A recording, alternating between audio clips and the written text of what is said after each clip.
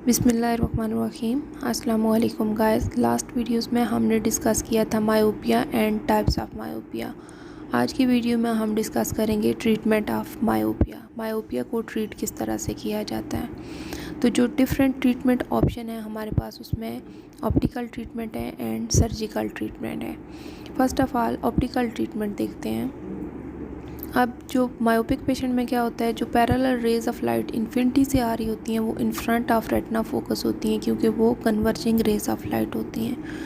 अब हमें ऐसा लेंस चाहिए जो इन रेज ऑफ लाइट को डाइवर्ज करे और रेटिना के ऊपर फोकस करे। तो ये प्रॉपर्टी जो है वो कनकेव लेंसेज में होती है। ये रेज ऑफ लाइट्स को डाइवर्ज करके रेटिना के ऊपर फोकस करते हैं। इसलिए मायोपिक पेशेंट को हम हमेशा कनकेव लेंस या माइनस लेंस प्रिस्क्राइब करते हैं।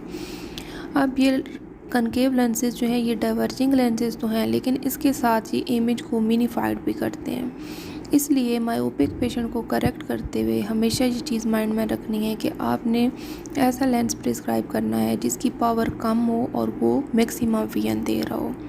मीन्स के मायोपिक पेशेंट को आपने हमेशा अंडर करेक्ट रखना है, कभी भी ओवर करेक्ट नहीं करना, क्योंकि जब आप ओवर करेक्ट करेंगे तो पेशेंट को क्या है कि शार्प विजन तो मिलेगी, लेकिन उसके साथ इमेज साइज़ जो है वो मिनीफाइड हो जाएगा। Guidelines for correction. अब डिफरेंट एज ग्रुप्स में मायोपिया को किस तरह से ट्रीट किया जाता है।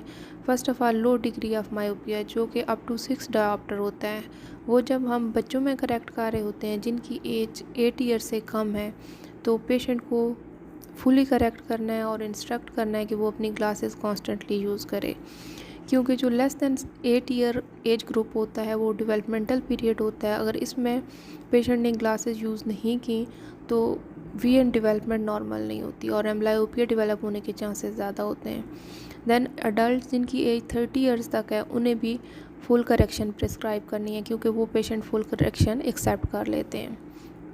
लेकिन वो पेशेंट जिनकी एज 30 ईयर्स से ज़्यादा है और उन्होंने पहले ग्लासेस यूज़ नहीं की और उनका एरर ऑफ करेक्शन जो है वो 3 डायोप्टर से ज़्यादा है, तो वो पेशेंट फुल करेक्शन एक्सेप्ट नहीं करते। ऐसे पेशेंट को अंडर करेक्ट रखना बेहतर होता है, जिस पे वो कंफर्टेबल हों।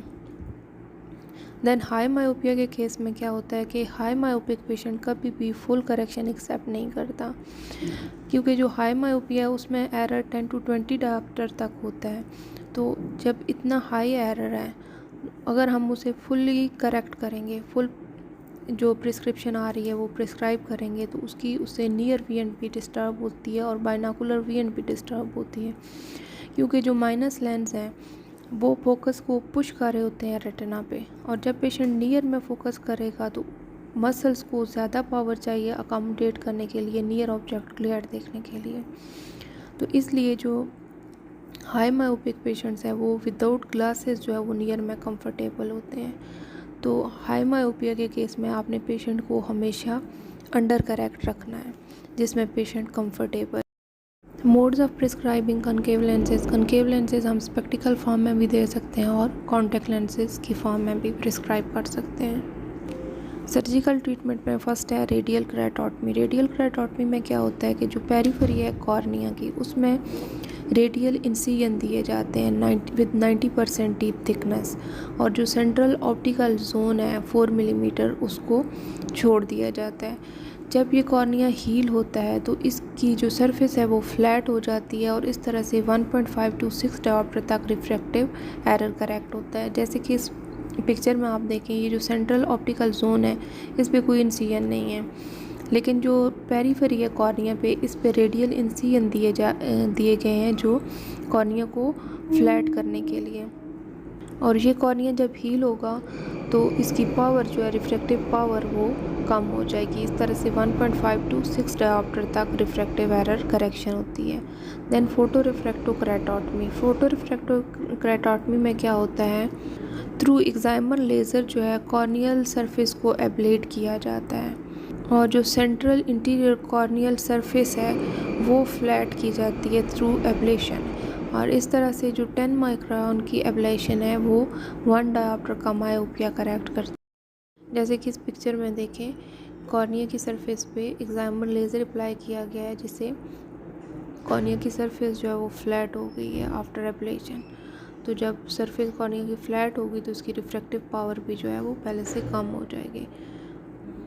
Then LASIK currently most frequently perform procedure है, सबसे ज़्यादा यूज़ हो रहा है इन दिनों में, और ये करेक्ट करता है अप टू 10 डायऑप्टर ऑफ मायोपिया। इसमें क्या होता है कि ऑटोमेटेड माइक्रोक्रोटोम यूज़ होती है to raise the corneal flap and then excimer laser is applied to stromal bed to flap again reposition. जैसे कि इस पिक्चर में आप देखें, फर्स्ट ऑफ ऑल ये कॉर्निया को नम किया गया है, देन ये फ्लैप क्रिएशन हुई है और ये एक्साइमर लेज़र अप्लाई हुआ है, जैसे कॉर्निया की सरफेस जो है वो फ्लैट हो गई है और देन इस फ्लैप को रिपोजिशन किया गया है।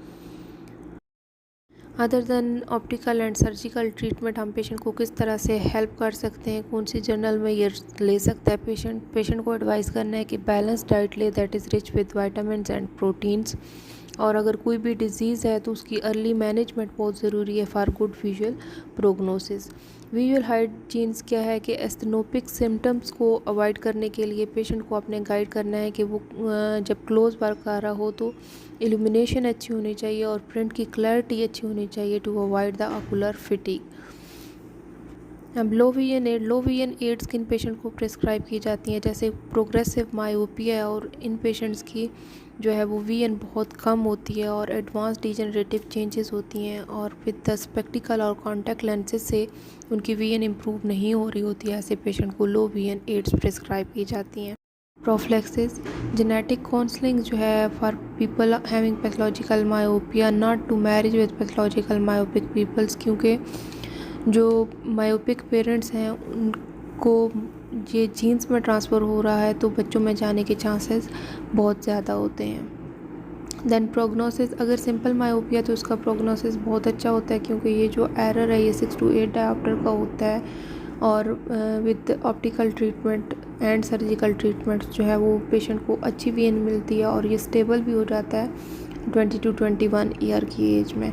लेकिन अगर पैथोलॉजिकल मायोपिया तो इसकी प्रोग्नोसिस इतनी अच्छी नहीं होती है, एक तो रिफ्रैक्टिव एरर बहुत हाई होता है और दूसरा डीजनरेटिव चेंजेस होती हैं जिसकी वजह से रेटिनल डिटैचमेंट और कॉम्प्लिकेशंस के चांसेस ज़्यादा होते हैं, इसलिए इनका विजुअल प्रोग्नोसिस भी अच्छा नहीं होता। होप सो आपको वीडियो अच्छी लगी होगी। मेरा चैनल सब्सक्राइब एंड शेयर करें। Thank you.